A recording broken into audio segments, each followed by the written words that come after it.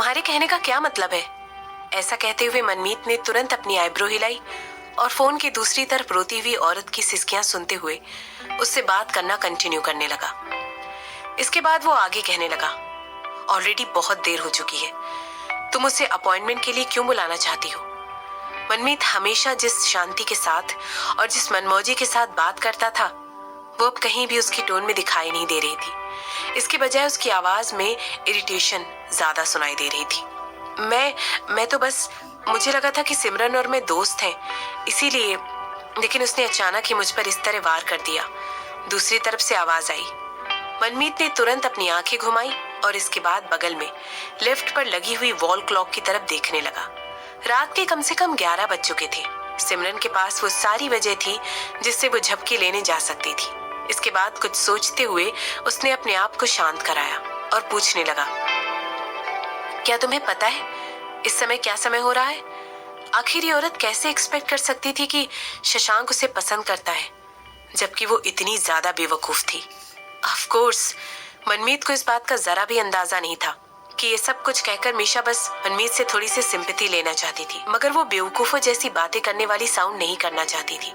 वो बस इतना चाहती थी कि मनमीत उसे थोड़ी सी हेल्प कर सके और उसे थोड़ा सा एनकरेज कर सके, या फिर वो उम्मीद कर रही थी कि शायद वो उसके बिहेव पर सिमरन से कोई बात कर लेगा। मुझे पता है, मीशा ने कहा। इसके बाद कुछ सोचते हुए वो आगे कहने लगी, मुझे पता है, मैं तुम्हें डिस्टर्ब कर रही हूँ? प्लीज मुझे माफ कर देना, मैं ऐसा कुछ भी नहीं करना चाहती थी। मीशा इसके आगे जो कुछ भी कहना चाहती थी उसने अपनी बात कंटिन्यू करते हुए कुछ भी नहीं कहा। वो चाहती थी कि मनमीत उसे बीच में रोके और उससे कह दे कि जो कुछ भी वो कह रही थी वो सब बिल्कुल ठीक था और उसे फिक्र करने की कोई जरूरत नहीं थी। वो चाहती थी कि वो उससे कह दे कि वो उसे बिल्कुल भी डिस्टर्ब नहीं कर रही थी, मगर मनमीत ने ऐसा कुछ भी नहीं कहा और उन दोनों के बीच में एक ऑकवर्ड साइलेंस आ गई। मैं बिजी हूँ मीशा, मेरे पास अभी भी एक प्रोजेक्ट है जिसे मुझे जल्द से जल्द खत्म करना है, मनमीत ने काफी देर की चुप्पी के बाद कहा। इसके बाद वो आगे कहने लगा, अगर तुम्हें और किसी चीज की जरूरत होगी तो तुम मुझे सुबह कॉल कर सकती हो। इसके बाद उसने कॉल ड्रॉप कर दिया। किसी भी औरत को अट्रैक्ट करने की तुम्हारी काबिलियत अभी भी फर्स्ट क्लास है। ऐसा कहते हुए मनमीत ने तुरंत अपने सामने बैठे हुए शशांक की तरफ इशारा किया। इसके बाद वो आगे कहने लगा, मीशा को सिमरन का प्राइवेट नंबर मिल गया है, हो ना हो किसी न किसी ने उसे उसका नंबर दिया है। बेकार के लोगों के बारे में बात नहीं करते हैं, हम सीधा उस मुद्दे पर आते हैं जिसकी वजह से तुम इतनी रात गए मेरे पास आए हो। क्या हम उस बारे में डायरेक्ट बात कर सकते हैं? शशांक ने तुरंत बिना किसी शर्म के मनमीत की तरफ देखते हुए कहा। मनमीत इस समय यहाँ पर बैठकर आराम से बिना किसी फिक्र के नूडल्स खा रहा था। उसके सामने एक नूडल्स सूप का बोल रखा हुआ था और उसके धीरे धीरे सूप को पीने और नूडल्स को खाने की आवाज से उस पूरे कमरे की शांति भंग हो गई थी। मैं यहाँ पर फिजूल में ही नहीं बैठा हुआ हूँ, मैं नहीं चाहता हूँ कि तुम्हें किसी भी तरह का कोई अकेलापन महसूस हो, जबकि तुम्हारी हीरोइन कुछ बुरे लोगों से लड़ाई करने में बिजी है, मनमीत ने कहा। इसके बाद वो आगे कहने लगा, शशांक यार, तुम सब कुछ खुद क्यों हैंडल करने दे रहे हो? क्या तुम इतना ज्यादा डर चुके हो कि तुम्हें ऐसा लग रहा है कि तुम पूरी तरह यूजलेस हो?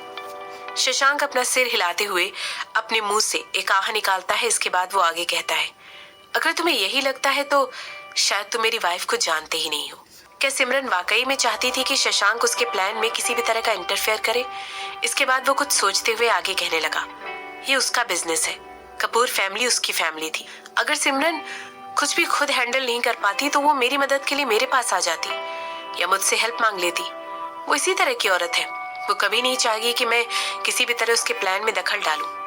फिर भी वो एक औरत है और कोई ऑलरेडी उसकी जान के पीछे पड़ा हुआ है। क्या तुम्हें नहीं लगता है ये सब कुछ? मनमीत आगे कहते कहते रुक गया और उसने अपना सिर नीचे कर लिया।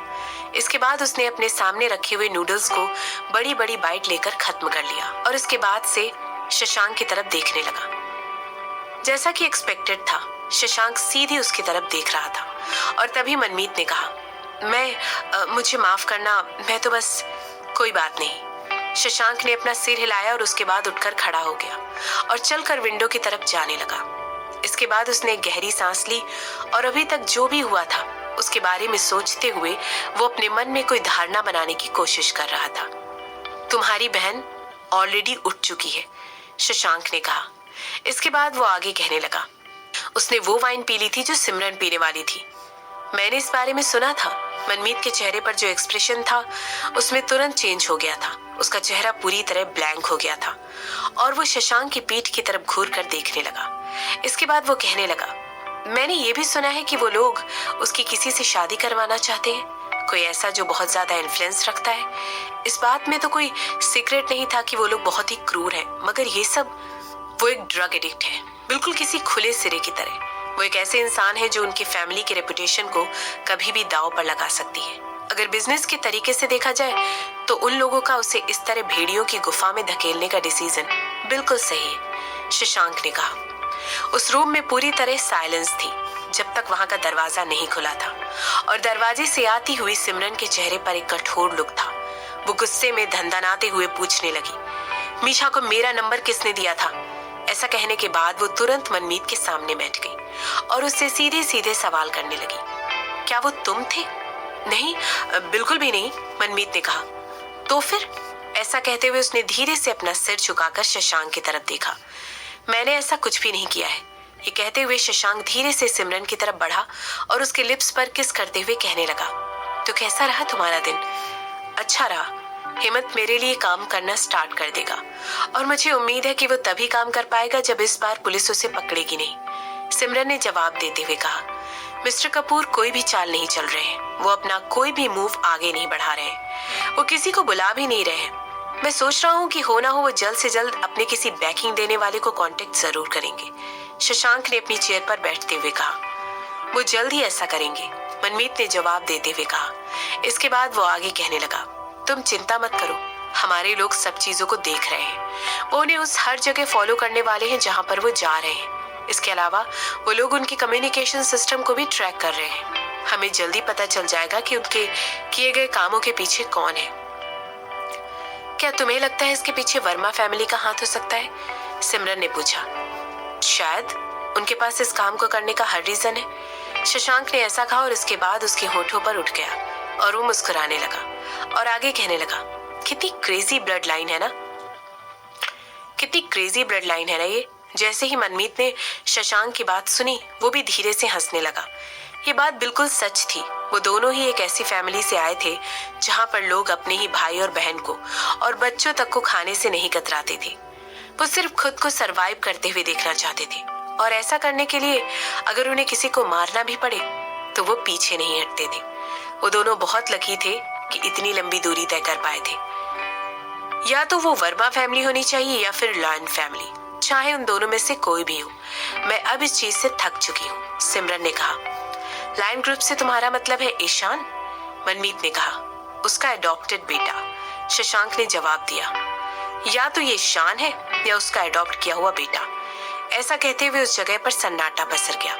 सिमरन ने शशांक की तरफ घूर कर देखा और वो उसके शब्दों के बारे में सोचने लगी। ईशान ने उसकी बात को पूरी तरह सिमरन से क्लियर कर दिया था कि वो चाहता है कि शशांक पूरी तरह सेफ रहे। शशांक को फ्रेम करने का सिर्फ एक ही मतलब था कि वो अपने पोते को सुरक्षित रखने के गोल को धोखा देता है और वर्मा कामिनी के अटेंशन से उसे बचाने में सक्षम नहीं होता। हालांकि ये बात भी एक सच थी कि ईशान के इंटरवेंशन बहुत देर से हुआ था और अब चीजें काफी आगे जा चुकी थी। वर्मा फैमिली को ऑलरेडी पता था कि वो शशांक ही है जिसके लिए वो इतने सालों से इधर उधर भटक रहे थे। उन्हें ऑलरेडी पता था कि वो उनके लिए एक मुसीबत है, एक ऐसा इंसान जिसे एलिमिनेट करना उनके लिए बहुत जरूरी था। मगर क्या होता अगर शशांक जो कुछ भी कर रहा था उसे प्रूव करने के लिए उसके पास कोई पॉइंट होता? क्या होता अगर वो चाहता कि शशांक उसके पास उसकी हेल्प मांगने के लिए आए? वो चाहता था कि उसका ग्रैंडसन इस बात को एक्नॉलेज करे कि वो अभी भी एक छोटा बच्चा है और लोमड़ी और भेड़ियों की चाल चलने की क्षमताओं में अभी भी एक कम अक्ल इंसान है। सिमरन ने अपना सर हिलाया और अपने ख्यालों को अपने दिमाग से निकालने की कोशिश करने लगी। वो बस बहुत ज्यादा सोच रही थी। उसने तुरंत अपने माथे पर मसाज की और अपनी आंखें बंद कर ली।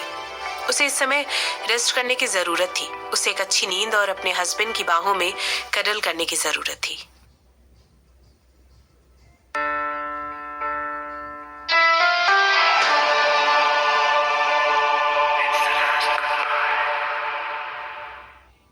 मैं तुम्हारे प्लान के साथ सहमत नहीं हूँ, शशांक ने कहा। इस समय उसके चेहरे पर एक ब्लैंक एक्सप्रेशन थी और वो सिमरन को अपने दांतों पर ब्रश करते हुए देख रहा था। इसके बाद वो आगे कहने लगा, मुझे लगता है तुम्हें उसे अनाथ आश्रम में छोड़ देना चाहिए और वेट करना चाहिए कि कोई अच्छा जोड़ा आकर उसे अडॉप्ट कर ले। क्यों? इसमें इस बच्चे का क्या कसूर है? वो बेचारा तो बिल्कुल निर्दोष है। क्या तुम्हें नहीं लगता है उसके लिए बिल्कुल अनफेयर होगा कि हम उसे बस इस तरह अकेले छोड़ दें? हम उसे उसके पेरेंट्स के ऐसा करने के बाद दुनिया का सामना करने के लिए इस तरह कैसे छोड़ सकते हैं? सिमरन ने शशांक से पूछा और इसके बाद शीशे में देखते हुए उसे घूरने लगी। अगर तुम्हें किसी बच्चे को अडॉप्ट करना था क्योंकि तुम्हें अब गिल्टी फील हो रहा है, तो तुम्हें रिद्धिमा और हेमंत के खिलाफ अपने प्लान को स्टॉप कर देना चाहिए। मैं बिल्कुल मानता हूँ कि इसमें उस बच्चे की कोई गलती नहीं है और वो पूरी तरह निर्दोष है, मगर तुम्हें पुलिस को सबूत देने से पहले इन सब चीजों के बारे में सोचना चाहिए था। ऐसा कहते हुए शशांक आगे बढ़ने लगा और सिमरन की तरफ घूर कर देखने लगा। सिमरन माँ बनना चाहती थी, इसीलिए उसके लिए नॉर्मल था कि इतने छोटे बच्चों के लिए उसके दिल में एक सॉफ्ट स्पॉट था। उसके दिल का एक कोना अभी भी किसी बच्चे के लिए तड़प रहा था और ये एक ऐसी बात थी जो शशांक भी किसी हद तक समझ सकता था। इसीलिए उसने अपनी बात को आगे बढ़ाते हुए कहा, तुम्हारी इमोशंस कभी भी इनको अपनी इंटेलिजेंस पर हावी होने मत देना। सिमरन की आंखों में एक डिसअपॉइंटमेंट वाला भाव साफ साफ दिखाई देने लगा और सिमरन ने अपना सर नीचे करके अपने दांतों को ब्रश करना खत्म किया।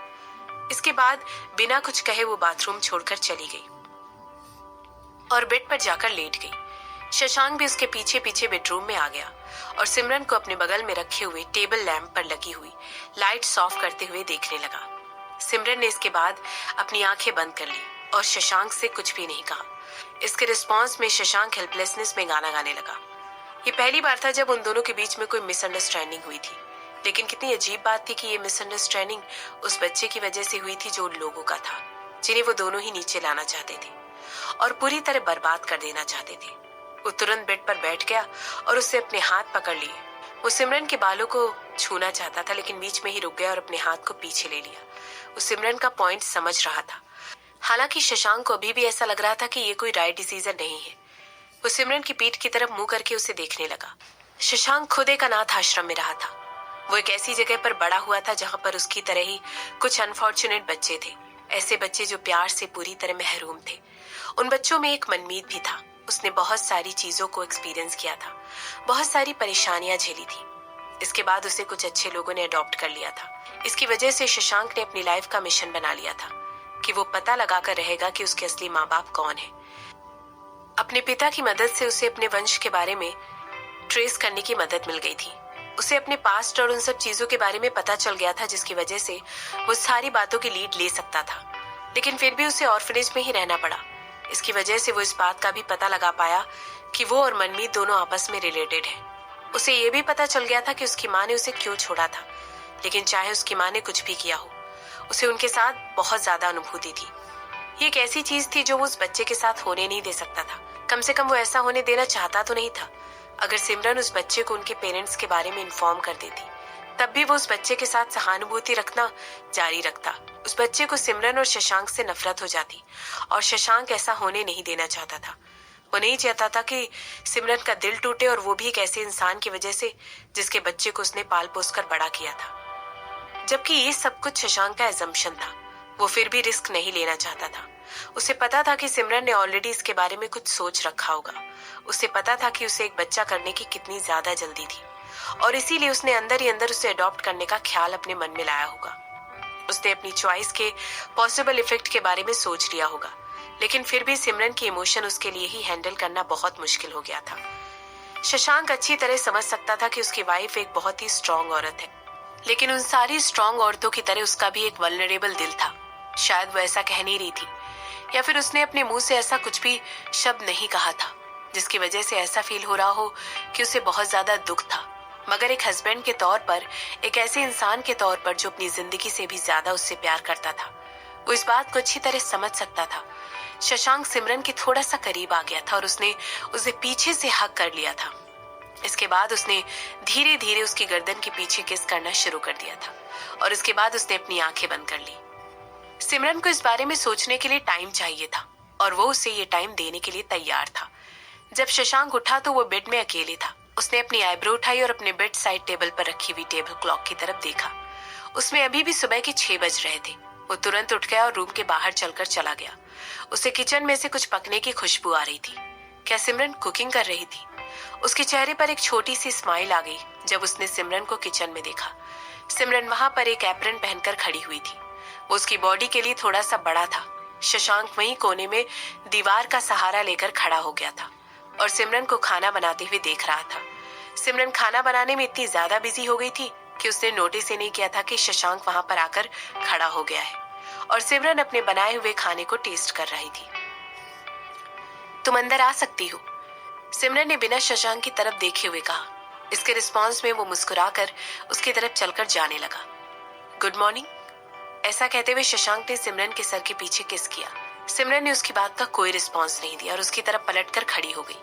शशांक की गर्दन के इर्द गिर्द सिमरन ने अपने हाथ फोल्ड करके रखे और ऊपर उसकी तरफ देखने लगी। सिमरन की आंखें सीधे शशांक की डार्क ब्राउन आंखों से जा मिली। बिना एक भी शब्द कहे सिमरन अपने टोस्ट पर खड़ी हो गई और शशांक को किस करते हुए कहने लगी, थैंक यू। ऐसा कहते हुए वो शशांक की तरफ देखने लगी। तुम मुझे थैंक यू किस लिए कह रही हो? शशांक ने पूछा। सिर्फ कुछ लोग ही ऐसे हैं जो मेरी कही हुई बातों से डिसएग्री कर सकते हैं। मुझे ऐसा लगता है कि तुम ऐसा करने के लिए बहुत ज्यादा हिम्मत रखते हो। सिमरन ने ऐसा कहते हुए शशांक की तरफ देखा। उसकी आंखें खुशी से चमकने लगी थी। इसके बाद वो आगे कहने लगी, मुझे लगता है जो कुछ भी तुमने मुझसे पिछली रात कहा था वो बहुत ही रिफ्रेशिंग था। रिफ्रेशिंग? शशांक ने पूछा। मुझे बहुत खुशी है कि हमारी रिलेशनशिप एक ऐसे पॉइंट पर आ गई है जहां पर हम दोनों एक दूसरे से कुछ भी कह सकते हैं, जबकि हम इस बारे में पता है कि शायद उस बात की वजह से हम दोनों के बीच में आर्ग्यूमेंट भी हो सकता है। इसका मतलब सिर्फ यही है कि हम दोनों एक दूसरे के साथ बहुत कंफर्टेबल हैं। सिमरन ने मुस्कुराते हुए कहा। शशांक ने अपनी आईब्रो उठाई और आगे कहने लगा, और क्या तुम उस मामले के बारे में मेरी जो ओपिनियन थी उससे भी सहमत हो? क्या तुम मेरी बात मानने के लिए तैयार हो? जो कुछ मैंने कहा, क्या तुम उसके बारे में सोचा है? मैं इस बात से बिल्कुल सहमत हूँ और मैं अपने इमोशंस को इस तरह तुम पर हावी करने के लिए माफी चाहता हूँ। एक रात इस बारे में सोचने के बाद सिमरन वाकई में इस बात को रियलाइज कर पा रही थी कि इससे पहले जो उसने डिसीजन लिया था वो बिल्कुल भी सही नहीं था। कुछ सोचते हुए वो शशांक से आगे कहने लगी, मुझे पता है जो डिसीजन मैंने इससे पहले तुम्हारे सामने लिया था वो बिल्कुल भी सही नहीं था, मगर वो लॉजिकल था। अगर तुम्हें उसके फ्यूचर की इतनी ज्यादा चिंता है तो क्या हमारे लिए उसे अपने पास रखना, उसे अपनी साइड पर रखना ज्यादा आसान नहीं होगा? शशांक सिमरन की बातें सुनकर चुप हो गया था और उसने अपने होंठ सी लिए थे। इसके बाद वो धीरे से उसकी तरफ देखकर मुस्कुराने लगा। पता नहीं किस वजह से, लेकिन शशांक को अच्छी तरह पता था कि सिमरन उसे अपनी बात पर राजी करवाने के लिए कोई ना कोई लॉजिकल रीजन ढूंढ ही लेती थी और उसे अच्छी तरह कन्विंस कर लेती थी। और शशांक बिल्कुल सही था। उसकी आंखों में अभी भी बेबसी दिखाई दे रही थी। क्या तुम्हें मुझ पर विश्वास है? सिमरन ने पूछा। अपनी लाइफ से भी ज्यादा, शशांक ने जवाब दिया। और इसकी वजह से सिमरन पूरी खुशी के साथ उसकी तरफ देखकर मुस्कुराने लगी और कहने लगी, तो फिर सब सेट है, हम उसे अडॉप्ट करेंगे।